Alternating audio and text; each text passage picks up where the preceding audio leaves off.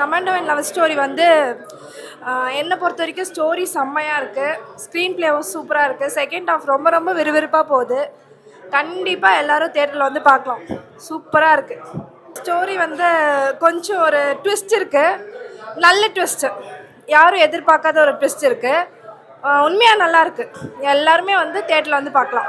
லேக் இல்லாமல் போகுது. சாங்ஸும் சூப்பராக இருக்குது. கொஞ்சம் டிஃப்ரெண்ட்டாகவும் இருக்குது. சாங்ஸு, மியூசிக் எல்லாமே வந்து நல்லா இருந்தது. எனக்கு ரொம்ப பர்சனலாக பிடிச்சிருந்தது. நல்ல நல்ல கருத்துக்கெல்லாம் சொல்லிக்கிறாங்க.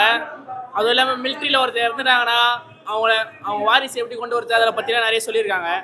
நல்ல கருத்து தான். படம் நல்லா இருக்குது ப்ரோ. பாட்டு, கதை எல்லாமே ஒரு புதுசாக ட்ரை பண்ணியிருக்காங்க. அதே மாதிரி எல்லாமே வந்துட்டு நல்லா ஆப்டாக செட் ஆகிருக்கு படத்துக்கு. எப்படின்னா படம் போனதே வந்துட்டு டைம் போனதே தெரியல. ரொம்ப எங்கேஜிங்காக இருந்தது படம்.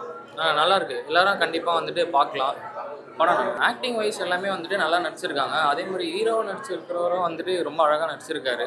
எதுவுமே வந்துட்டு ஒரு மாதிரி ஆக்டிங்காக தெரியாமல் எல்லாமே நேச்சுரலாக இருக்குது. எல்லாமே கண்டிப்பாக வந்து பார்க்கலாம் படம். இது வந்துட்டு எப்படின்னா ஒரு கமாண்டோட லைஃப் ஸ்டோரி. அவர் வந்துட்டு எவ்வளோ கஷ்டப்படுறாரு, ஒரு எப்படின்னா எப்படி வந்துட்டு அவங்க ஃபேமிலியாக விட்டு எப்படி கஷ்டப்பட்டு இது பண்ணுறாங்க அப்படின்ற மாதிரி ஸ்டோரி இருக்குது. படம் நல்லா இருக்குது. படம் பார்க்குறதுக்கு கிளைமேக்ஸ்லாம் சூப்பராக இருக்குது. அந்த லவ் சாங்ஸ் எல்லாமே சூப்பராக இருக்குது. எல்லோரும் பார்க்கலாம். நல்லா இருந்ததுண்ணா படம். வேறு அது சொல்ல கதையே இல்லைங்க.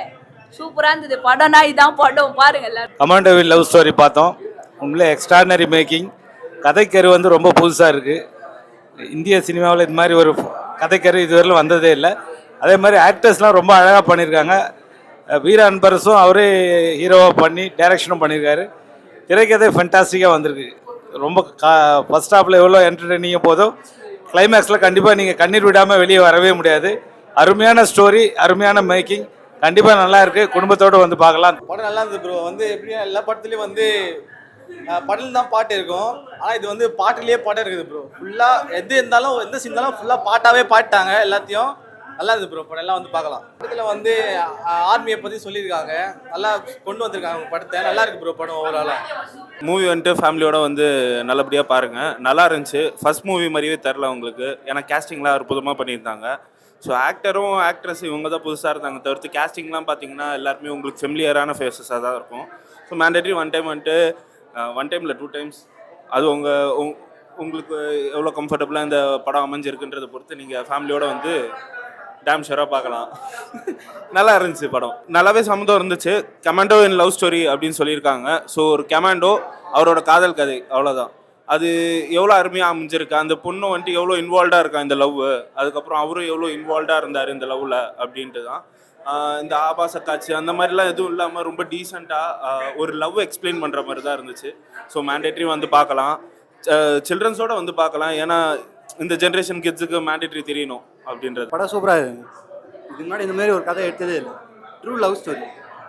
இருக்கிறதுலே எல்லாருமே செம்மையாக பண்ணியிருந்தாங்க. இருக்கிறதுல ஹீரோ இந்தமாரி ஹாலிவுட்டில் கூட இந்தமாரி ஒரு கதை வந்ததே கிடையாது. கமாண்டர் லவ் ஸ்டோரி உண்மையிலேயே இந்த படம் வந்து வித்தியாசமான படம். நிறைய கமாண்டர் படம் வந்து நான் நிறைய பார்த்துக்கிறேன்.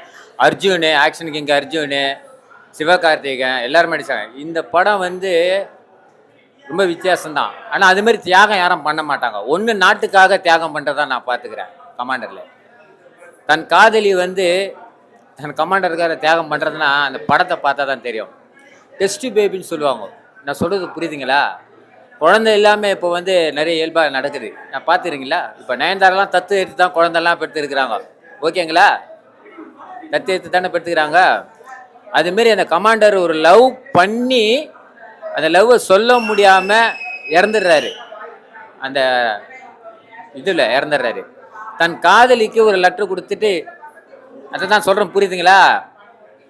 கல்யாணம் பண்ணி தான் குழந்தை பிறகுன்னு அவசியம் கிடையாதாங்க. நல்ல உண்மையான காதல் இருந்தாவே, புரியுதுங்களா சார்? உண்மையான காதல் இருந்தாவே அதுதான் அந்த படம் போல் தெரியுது. அதுதான் கமாண்டர். புரியுதுங்களா?